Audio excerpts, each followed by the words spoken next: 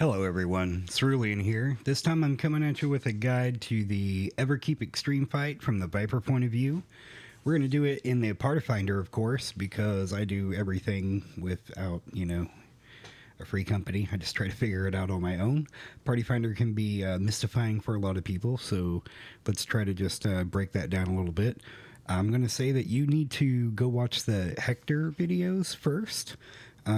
Before you step into this fight, so that you actually know how to do the fight, because I'm not going to explain that stuff. I'm just going to talk about it, and I'm actually going to play this really fast, so we're not going to have really a lot of time to talk about what's going on. So first, we're going to set up the conga line, and we always do this in Party Finder. Party Finders do conga, but this was my first time ever in Party Finder, and somebody decided to pull the boss early, so my very first pull ended in just us wiping before we actually did anything. So now we're really going to set up the conga line. For some reason I thought healers were first and melee was second, and then I was like, oh wait, I'm in the wrong spot, so I had to move up one. The conga line, of course, goes tanks, melee, healers, and then ranged. And then I was like, oh wait a second, I don't have my volume up. Let's turn this thing up, because it has some pretty good music. So this way the rest of the fight will have this, but it is sped up, so it's not really going to, be that great. Anyway, now we're going to set up RMMR, which is the ranged, melee, ranged. I seem to always screw this part up because I don't know if you're supposed to face the damn platform or not, and it seems like the other melee always does it backwards, depending whatever we decide to do. So anyway, we start the fight, and I get hit by the very first mechanic because I'm bad. This is also my very first time seeing the fight. I'm mostly following the other people on this first one, but we do pretty good, right? I dodged the sword there and dodged the boss too by accident because I wasn't actually paying attention to it. But this is the hardest part of the fight with the donuts and stuff. We'll talk about that a little bit more whenever we get into the later fights, but you can see I died, of course. And then here's the conga line. We actually did the conga line pretty good, but, some people didn't have the... if you're dead, you don't get the debuff put on you, and then you get rezzed, and so, it's not too terrible. Here's where we do RMMR, and you see I get knocked off to the side because, again, I didn't know how to do it. First time doing this and all. And right here, I think this is where we wipe. Yeah, so this is how far we got on our very first pool. It wasn't terrible, it was decent. And so now we're going to skip ahead to, I think this was my fourth kill. No. This was my second kill, but it was like my 10th attempt. So we set up our MMR. I'm on the right side. And I think we set up the conga line real quick. Or did we already do that? I wasn't paying attention. We're going to play this one at about 2x speed so that it's not too terribly fast, because we actually want to talk about it a little bit. About what I'm thinking about whenever I'm going through here, and how to play the class a little better. So one of the things is I open up with my ability to put the debuff on the boss right away instead of my bigger cooldown, just because getting the extra 20 seconds of that debuff from the beginning helped it stay up for the rest of the fight so that it didn't fall off as much. You can see that my, in-between casts there with the Twin Blood and Twin Fang, I miss a lot of those because I push them too fast. But anyway, so let's talk about some of the mechanics. So here, what we're actually going to do is look at what the boss is doing. He says you have to get in front of him. If you get in front of him, you have to get on the same side as the sword, and then make sure you're dodging the crap on the ground. Then get back behind the boss, because the next mechanic, the tanks are going to have to pick up these dots, see the little lines on people. Also dodge the crap on the ground. You should be good on this. The second one, it's not too bad of a problem. Then we're going to get platforms. The trick on the platforms is to stand in the corners and try to figure out what side is safe, right? It can actually be kind of difficult, but figure out what sword is going to be the one that hits the corner that you're on.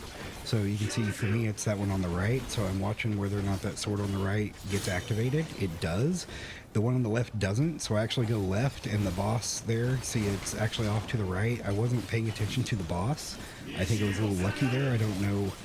I haven't fought it enough to know it for sure, the exact patterns, if there's a way to tell yet, but I'm sure I'll eventually find it.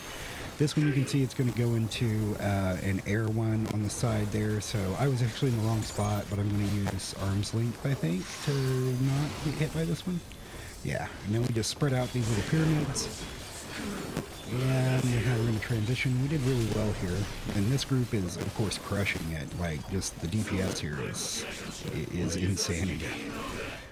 Now for the hardest mechanics of the fight. So I always start on a donut side, typically with the tanks.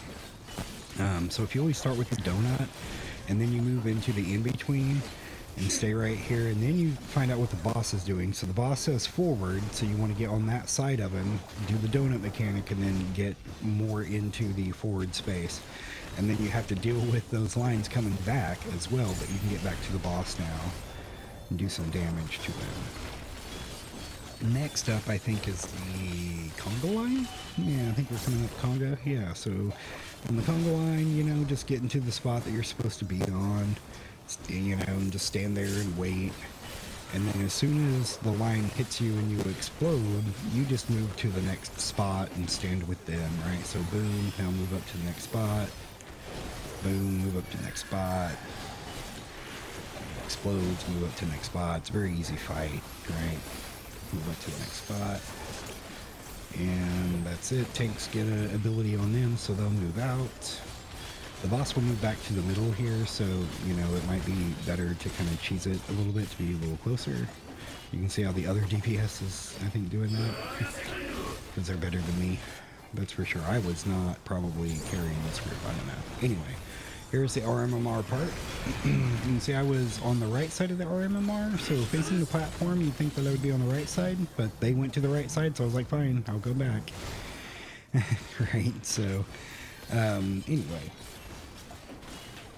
This is about the area that we wiped on my very, very first pool. So anyway, we're going to get opposite the sword on the other side, right? And then we're all going to stand on our own little squares for this. It hits, stay away from that green thing at first. What we're watching out for next is what the boss is going to cast. He's casting backwards half. So we're going to have to go to the other side, make sure we're in the right quadrant to dodge that. Now we're just going to do some damage while we take care of this big line AoE thing. And then after this, we're going to get chains. Now, since we hit the air thing on the ground to get knocked over already, the other people are going to have to use it now to break the chain. So they get knocked over, make sure to go to the back, break the chain. Then we're going to get into the final part. Now this part, whenever he casts Actualize, will actually throw you up in the air, so it will, you know, break casts and stuff, so be mindful of that. I think here's where I hit Limit Break. Okay, so we don't actually hit Limit Break there, but we get donuts instead. This is the hardest part of the fight because you have to watch the boss. He does a left-right thing or an in-out thing, so you have to watch for his swords. So we do the donut, we move over, we see he's going left, and we need to be inside, so we get over to that side just barely. And then we get inside the donut again, and then we get in the in-between again, and now we don't have to deal with that anymore. And at this point is where we kind of just clean up the fight. We have, I think, one more conga line to do, conga number 2. It adds a little bit of complexity, it's not much. Still haven't used Limit Break, don't know why. I go get in my spot. I think I use it right here. Yeah, there's Limit Break. There's a Viper Limit Break. You can't see a damn thing in this, though. But anyway, conga line 2's coming, so the boss moves, and you can see his sword lights up, so get away from that. Otherwise, stay right on your part of the conga line. His sword lit up on the other side, so we got to go to the other side. Just keep doing the conga line. You can see his health is still going down.